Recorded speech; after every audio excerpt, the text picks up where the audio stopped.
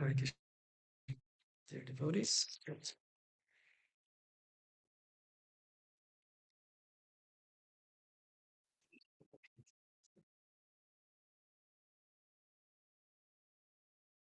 Om Namo Om Namo Bhagavate Vasudevaya. Om Namo Bhagavate Vasudevaya.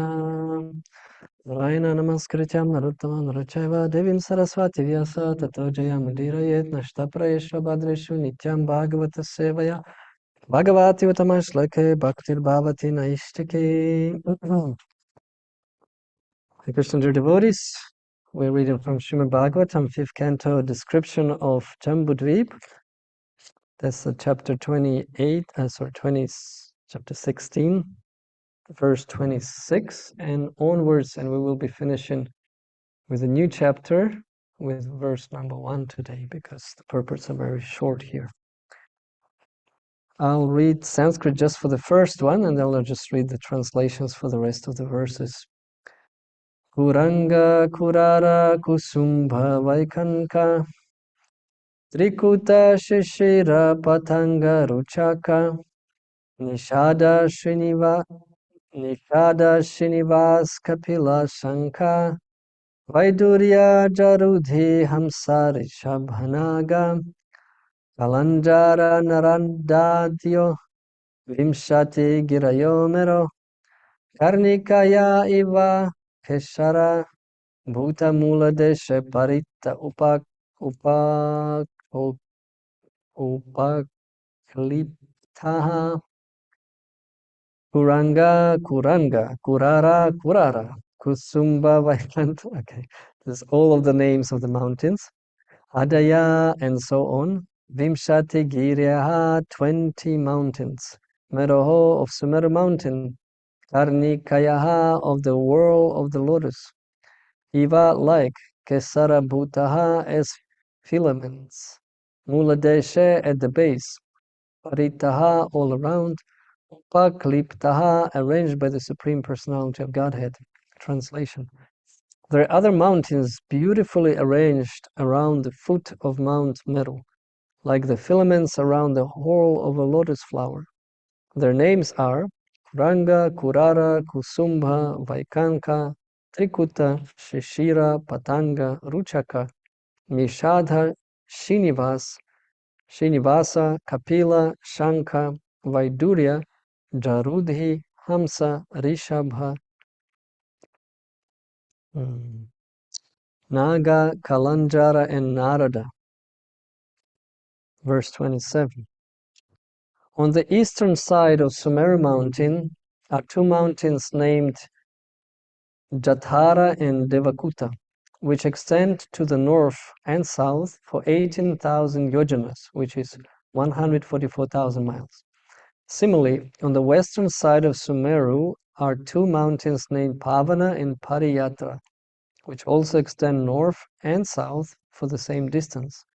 On the southern side of Sumeru are two mountains named Kailas and Karavira, which extend east and west for 18,000 yojans.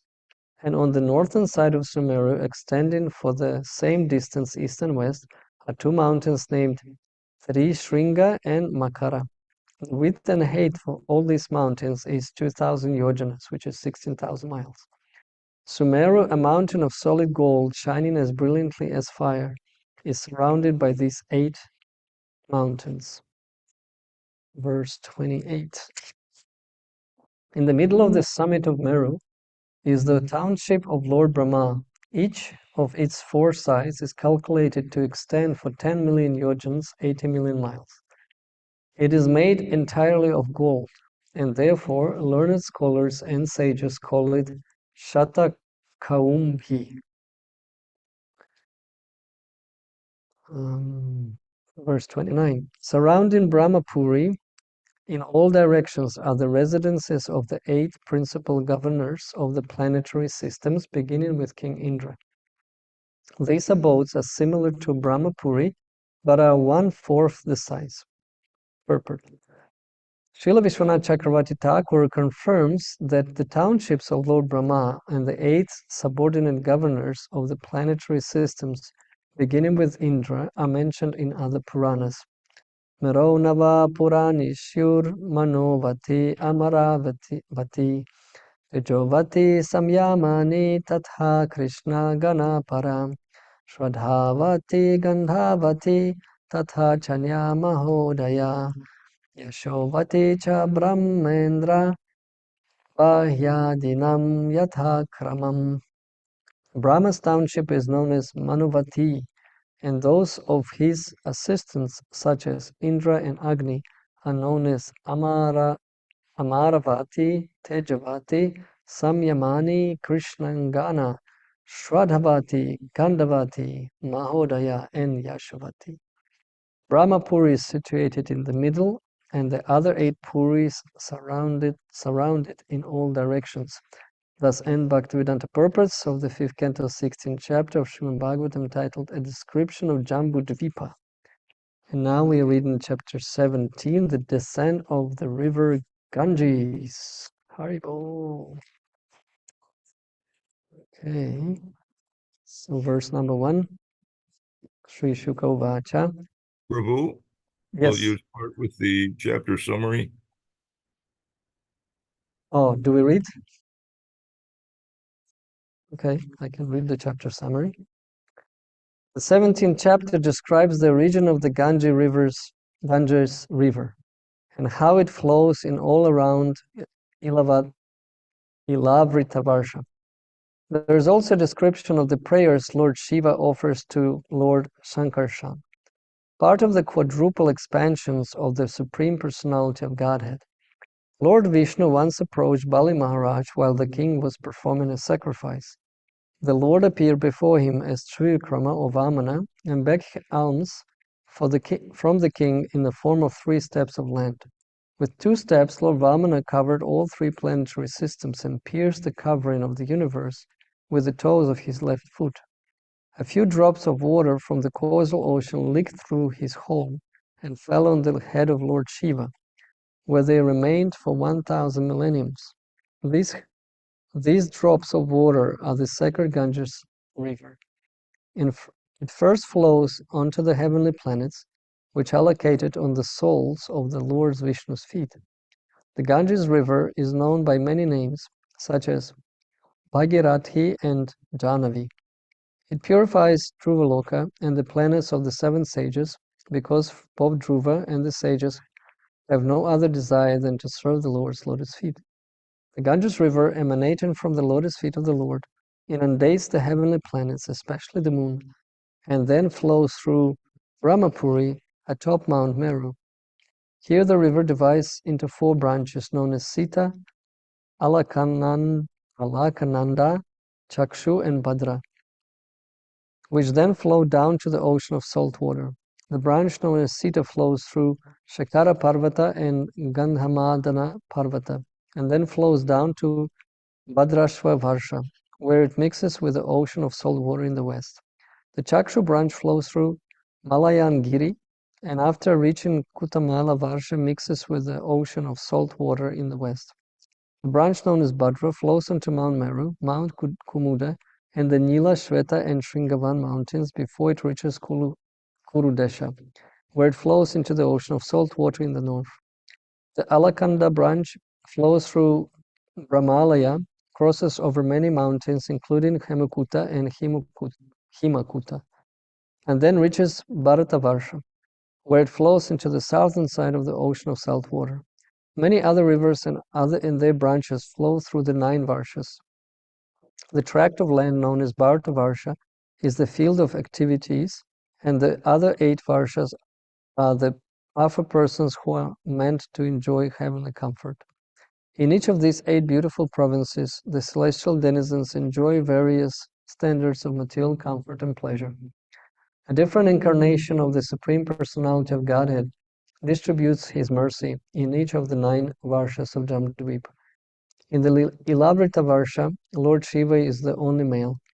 There he lives with his wife Bhavani, who is attended by many maidservants. If any other male enters that province, Bhavani curses him to become a woman. Lord Shiva worships Lord Sankarshan by offering various prayers, one of which is as follows. My dear Lord, please liberate all your devotees from material life and bind all the non-devotees to the material world. Without your mercy, no one can be released from the bondage of material existence. Text 1. Sri Shuka Vacha Tatra Bhagavata Sakshat Yagya Lingasya Vishnur Vikramatavama Adanu Gushtanaka Nirbinurdvanda Kathaham Vivire Nanta Pravishtaya Bahya Jala Daratacharana Pankajavana Janurna Kinjal Kopara Chita Khila Jagat Aga Mala Pahopas Parchana Mala Sakshat Bhagavat Paditi Anupal Lakshitavacho Vidhimananati Mahata Kalena Yuga Saha Snupa Lakshanena Divo Mudhani Avatara Yattat Vishnu Padam Ahuhu.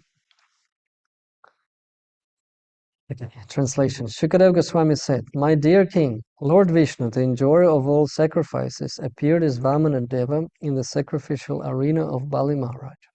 Then he extended his left foot to the end of the universe and pierced a hole in its covering with the nail of his big toe. Through the hole, the pure water of the causal ocean entered this universe as the Ganges River.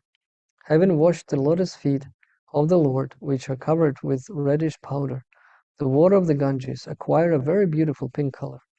Every living being can immediately purify his mind of material contamination by touching the transcendental water of the Ganges. Yet, its waters remain ever pure.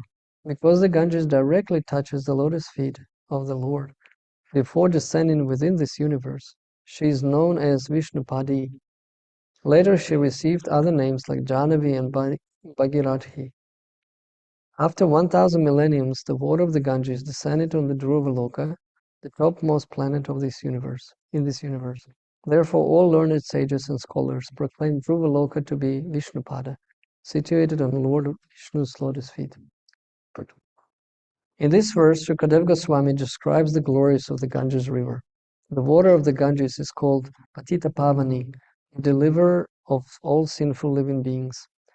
It is a proven fact that a person who regularly bathes in the Ganges is purified both externally and internally. Externally, his body becomes immune to all kinds of disease, and internally, he gradually develops a devotional attitude toward the Supreme Personality of Godhead. Throughout India, many thousands of people live on the banks of the Ganges, and by regularly bathing in her waters, they are undoubtedly being purified both spiritually and materially. Many sages, including Shankaracharya, have composed prayers in praise of the Ganges, and the land of India itself has become glorious because such rivers as the Ganges, Yamuna, Godavari, Kaveri, Krishna, and Narmada flow there. Anyone living on the land adjacent to these rivers is naturally advanced in spiritual consciousness. Srila Madhvacharya says, Varahe Vama Padam tu Pratanyeshu tu Dakshinam Padam Kalpeshu Bhagavan Ujahara Trivikramaha. Standing on his right foot and extending his left to the edge of the universe, Lord Vamana became known as Trivikrama, the incarnation who performed 3 heroic deeds.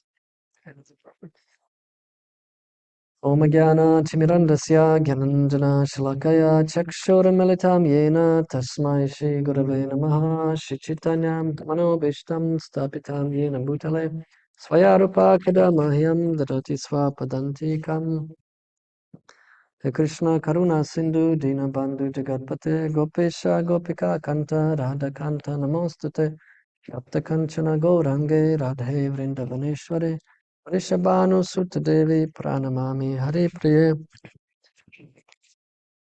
Vanchakalpatarubhyascha kripa sindhubheva cha patitanam pavanebhyo vaishnavebhyo namo namaha. Jai Shri Krishna Chaitanya Prabhu Nityananda Shri Advaita Gadadhara Shivasari Gaura Bhakta Vrinda. Hare Krishna Krishna Krishna Hare Hare Hare Rama Rama Rama Hare Hare. Nama Om Vishnupadaya Krishna Prishtaya Bhutale Srimate Bhaktivedanta Swami Nityanamine. Namaste Saraswati Deve Gauravani Pracharine Niveshesha Shunyavadi Pashtatya Deshatadine.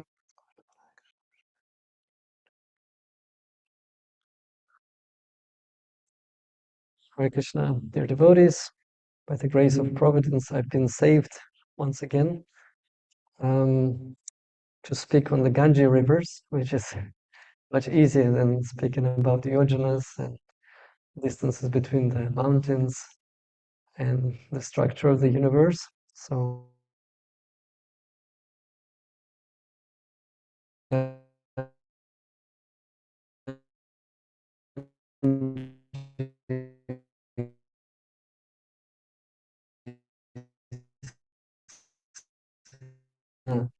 who is the deliverer of fallen conditioned souls, same as any Vaishnava really, but specifically the great Vaishnavas are having that Lord Nityananda's mercy and capacity to deliver all fallen souls. Ganges River work together with devotees, with great devotees, to perform the same beautiful task of delivering the conditioned souls. Here we hear the beginning of how the Ganges rivers, how she flew through the big toe of Lord Vishnu, of Lord Trivikrama, of Vamana, and down through the heavenly planets, down to the earthly plane. It said the stream was so powerful because it's the causal ocean. And imagine the Lord pierced all the layers of the universe. In Brihad Bhagavatamrita, it explains in details all those coverings of the universe that we live in, and those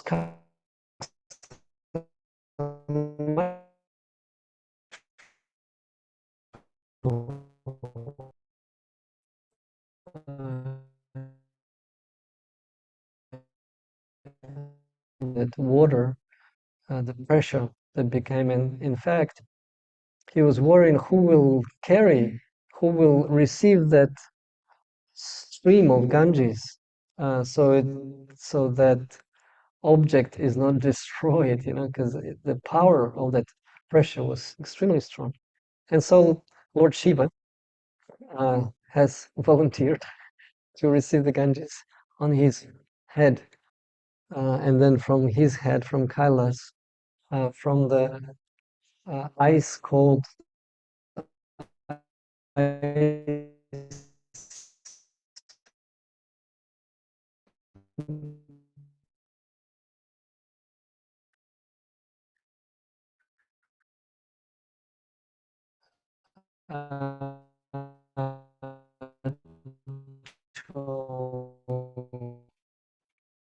become,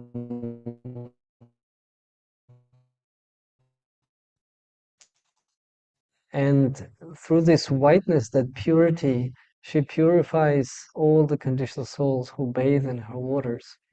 So she's very happily granting this purification to all sincere souls who would like to become purified and serve the Lord. She's helping them to serve the Lord, because you cannot serve the Lord without being purified. And there's so many instances described, both in history as well as in Srila Prabhupada pastimes, how, either devotees were bathing in Ganges, or Srila Prabhupada was himself drinking from Hardwar, the water of Ganges, where it's very pure. In Garuda Purana, it says that somebody who bathes in Haridwar, in that area of Ganges, where Ganges flow, that's where it's really pure and very cold also, because it's just coming from the mountains. They will never get birth again. So these days, Ganges rivers in India, we can find it's quite polluted, and materially speaking, polluted. We can find a lot of rubbish flowing around, and as well as parts of the dead bodies also, because in Varanasi, where Ganges also flows, there's a huge crematorium, and people from all over India, they're trying to send their relatives to be cremated there, because it says that, especially if you leave the body in Varanasi, that you also get liberation in Aris. So usually cremation happens, and then they put the remnants in the Ganges. So sometimes what they do is that they put the actual fire, how do you say, kind of like a boat, where they put it on flames and it flows in the Ganges while it's burning down. Sometimes it's not burning completely, and so there could be a part of the remnants of the body still found flowing in the Ganges. But the poor people who don't have the money to do actual cremation, because they so strongly believe the Ganges, if the Ganges touches the body in which the soul was residing, the soul will get liberation. So sometimes they just dump in the bodies in the water without any cremation also. So it's not exactly pure from perspective of material perspective. And so the government of India in 2017, I don't know if you have, if you remember, we came across this news that came in March 2017. So the government said that the sacred Ganges and Yamuna rivers granted same legal rights as humans. So it's quite interesting. So Mumbai Thomson Reuters Foundation, they were quoting this, that an Indian court has declared the sacred Ganges and Yamuna rivers living entities, giving them the same legal rights as human beings, in a move and analysts say may do little to protect them or keep them clean. Because although they have, claimed it, but physically implementing their rights in order to be clean, for example, it requires a conscious change, not just some legal statement. Although it's very nice, not many governments in the world would declare their rivers as living entities that have same legal rights as humans.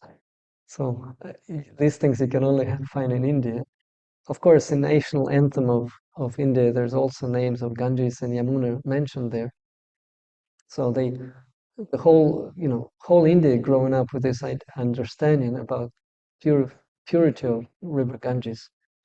In Calcutta, the Ganges also flow, and Srila Prabhupada, when he was born also kind of like under the tree almost. And at that time, the Ganges flew very, very close to that place. It was almost on the bank of the Ganges where Prabhupada was born. So this place is now belongs to ISKCON, and devotees are developing that area. And also what they notice is that the soil there is very different to the soil in general in Calcutta. It reminds them of either Mayapur or Vrindavan, that specific consistency of that soil, apart from tulsis that are also growing there. So it's very interesting how Ganges was blessing our Srila Prabhupada also when he was born on this planet. Lord Chaitanya Mahaprabhu himself declares about Ganges that Ganges evokes the taste to chant the holy name of the Lord. That's also her service.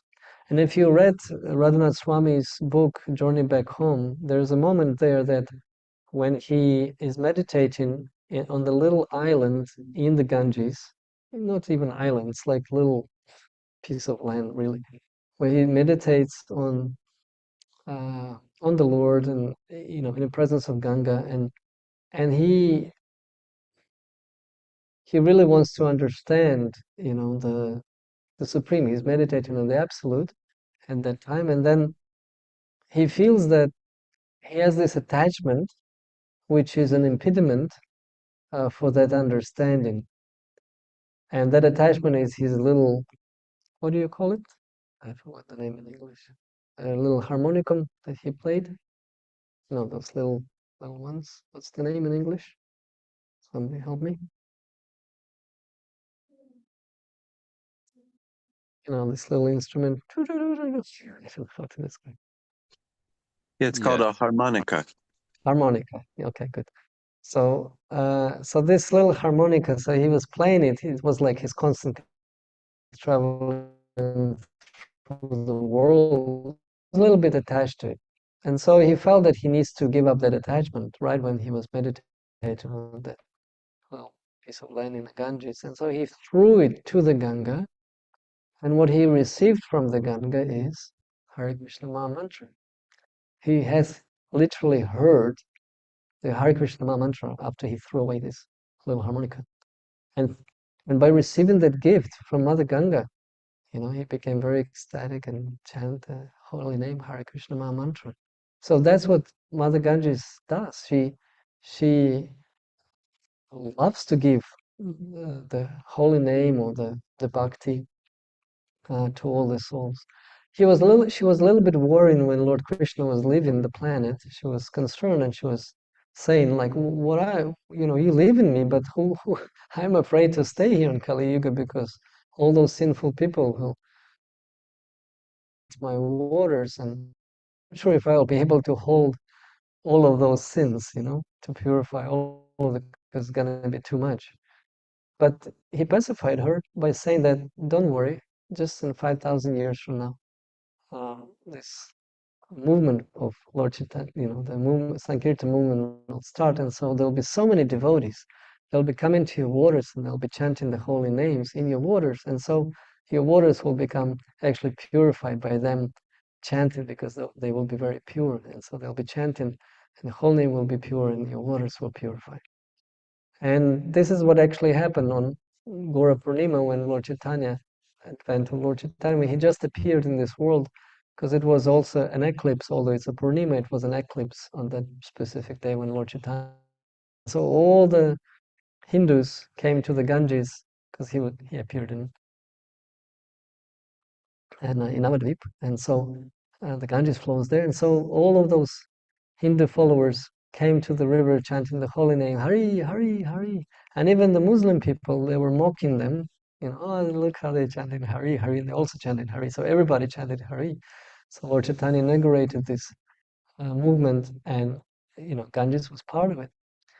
Of course, we know how Advaita Acharya also worshipped Shilagram Shila with tulsi leaves and Ganges waters. So Ganga water she's always used in the worship of the Lord, because the Lord really likes to bathe in her waters. Lord Chaitanya loved to bathe in her waters, and all the devotees love the same. It's an incredible feeling when you dive into Ganga properly, respectfully, and obeisances before entering her waters, because she's the mother, and it felt so. When I bathed first time in Ganges, maybe not first time, but in kind of that first visit, one day I really consciously entered Ganges. I was chanting Gayatri in her waters, and I really felt so safe. Although, you don't see much through the water, and in India, there could be different snakes and even crocodiles, technically speaking. Actually, crocodile is a mean of traveling. Ganga travels on a crocodile. It's a transportation mean. So, there are different species of life still in India, in the rivers, and the river is not so clear, you cannot see through. So sometimes Western devotees may a little bit worried about that, so they just take 3 drops on their foreheads if they don't feel comfortable. So, but when I was entering Ganga, I was thinking, she's a mother. How can a mother, do you harm? And if she decides to take you, that's also, technically speaking, one of the best way to depart the body, being in Ganges. So I entered with that full faith and was standing chanting, and I felt so tranquil and calm in her waters. And it was early morning, I think, also, and so maybe it was the daytime. And anyhow, at the Ghat, there was not so many people somehow other at that moment, and so it was so quiet, uh, relatively quiet. And then the tranquility was, I felt so purified really after bathing in Ganges. So a very incredible feeling. Everybody should experience that. So yes, Ganga, and so even everybody from in India realized that potency. Like, for example, there's another place called Gaya, where just nearby there is a great temple of Buddha, Mahabodhi temple, Mahabodhi temple, and that's the place where, also on the bank of Ganges, where the young prince, future Buddha, was meditating on the kusha grass, with a determination to realize, the absolute, etc., and enter this samadhi state. He was tested by the god of death.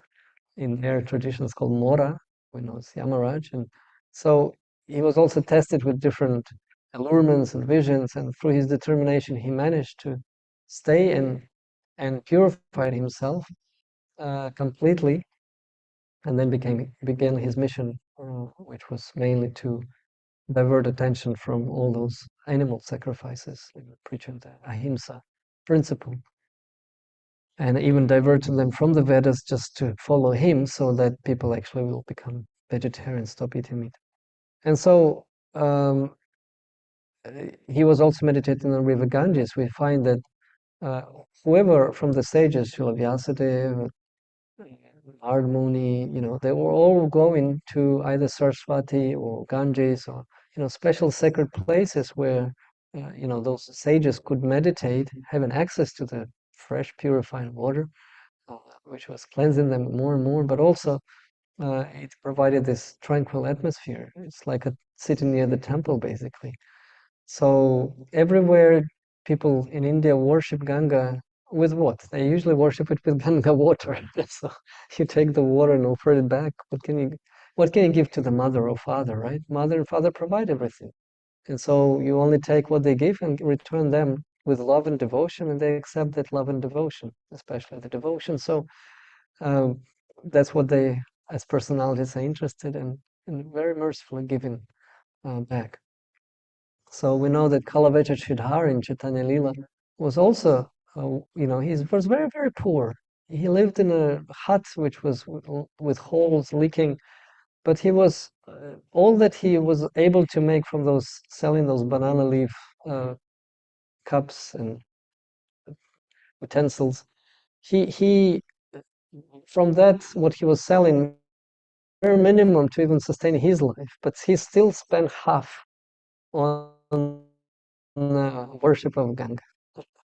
So very devoted, very devoted. Imagine you live below your income level. Sorry, your income is below your expenditure, and yet from that income, and Sanatana Goswami, we as devotees encourage, and Prabhupada stressed this, as grihastas, we're supposed to be on that level, spending 50% after our expenses. 50% of our income we should be spending on spreading the mission of Lord Chaitanya and temple worship, and basically on devotional service. I'm not sure if all the grihastas actually do that. We glorify people even when they spend 10% of their income on the worship.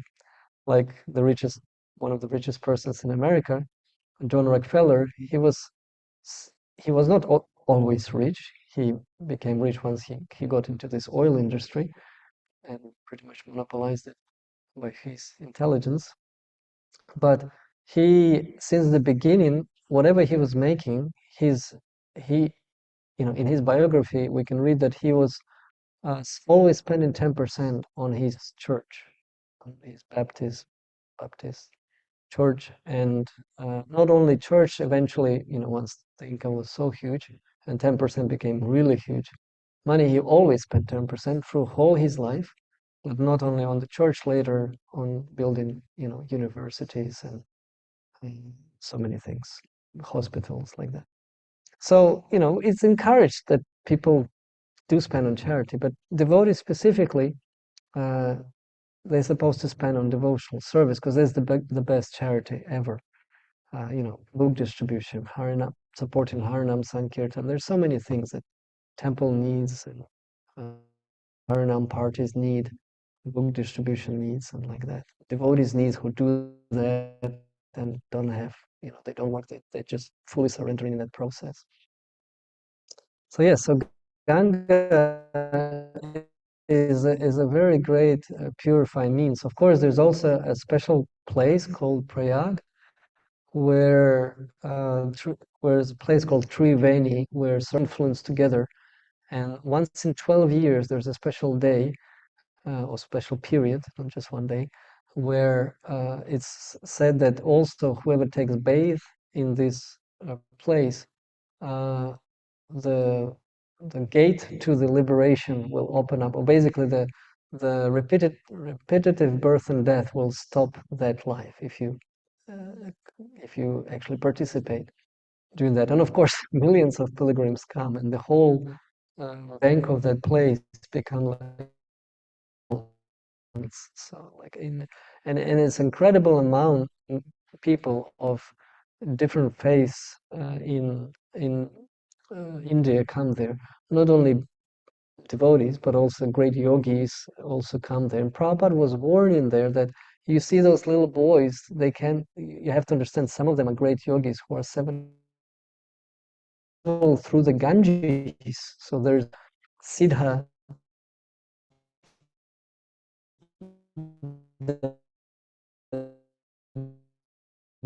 develops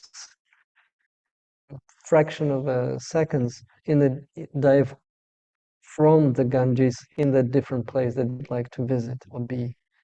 And remember, not just the earthly planet, they can do the same to the hellish planets also, or the heavenly, because the Ganga flows through all the planetary systems.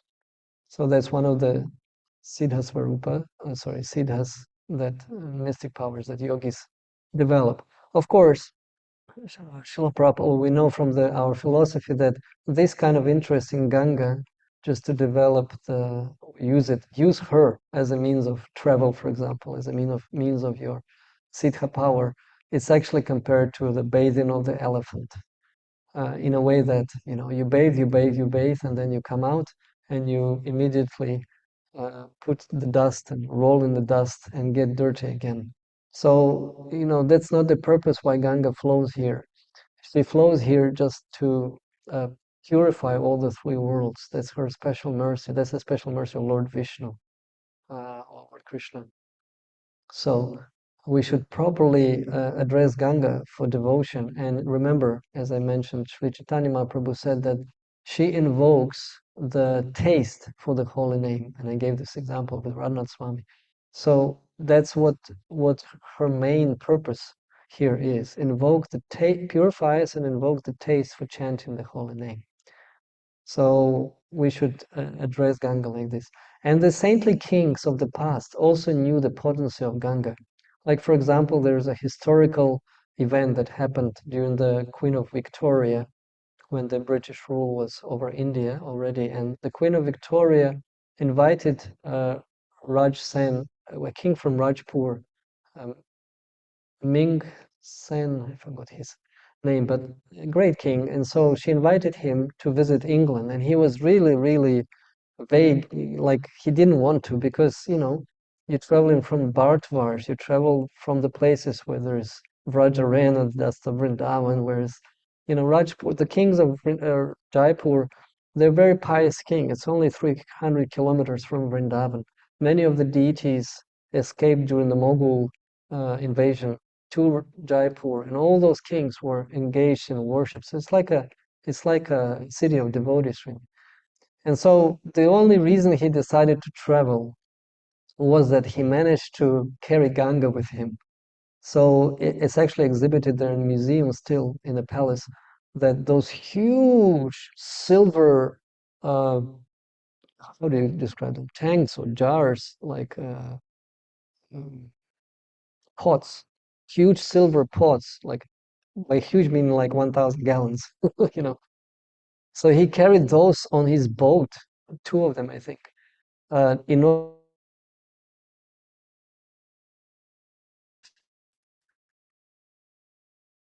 That's how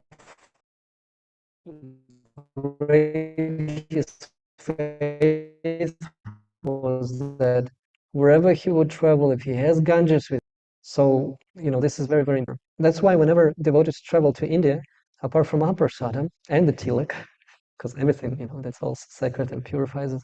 We're also asking for a little bit of Ganga or Yamuna, the sacred rivers, or ponds, or even wells.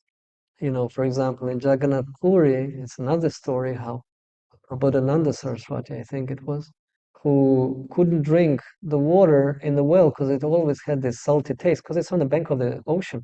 And so that salty water goes even underground. And so the well was, the water was not good. So when Lord Chaitanya heard of it, and he's on the level of his spiritual master, Madhurya Puri, he's his god brother.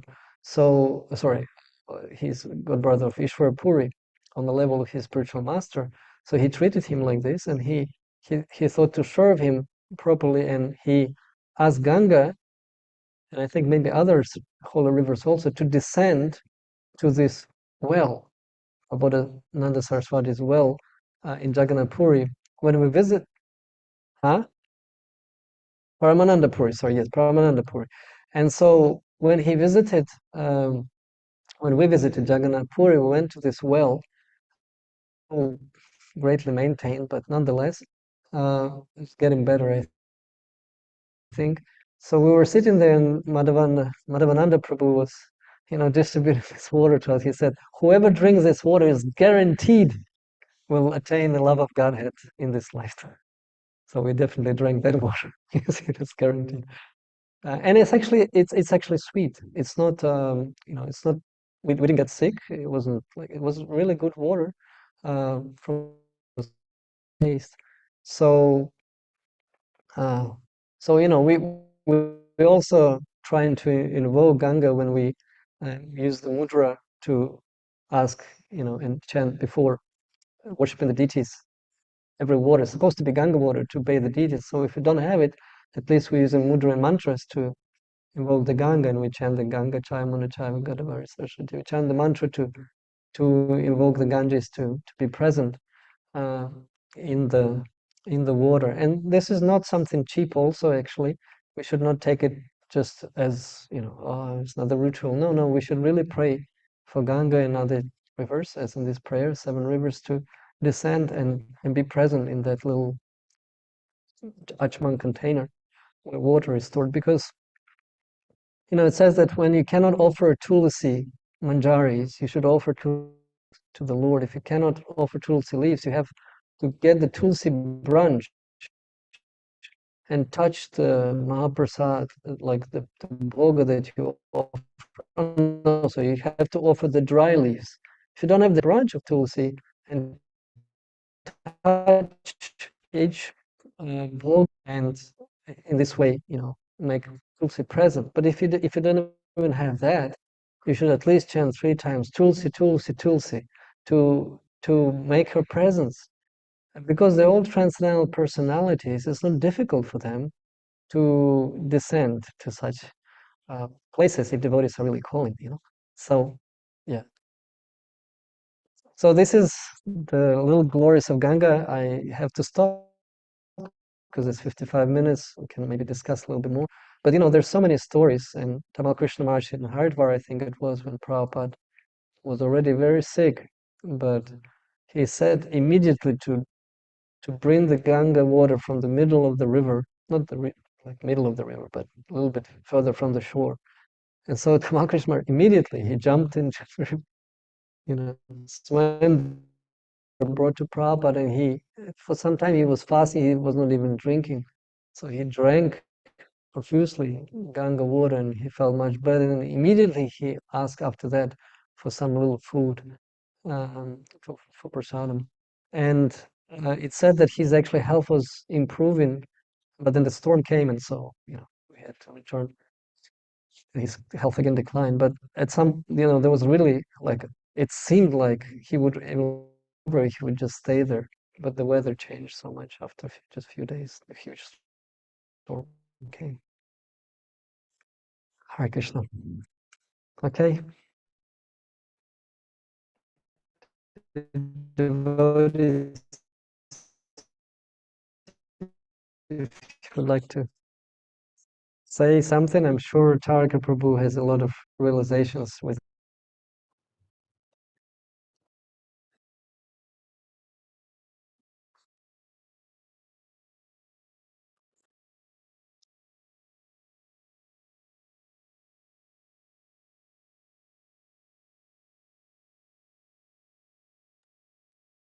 Prabhu, I actually have nothing. I've been enjoying very much hearing your discourse on Mother Ganga. She is to be regarded as always pure under any circumstances, whether there are dead bodies floating by or um, a film on the water, foam and elements that are considered to be indications of contamination. The Ganges water is always considered pure under any circumstances, never actually contaminated.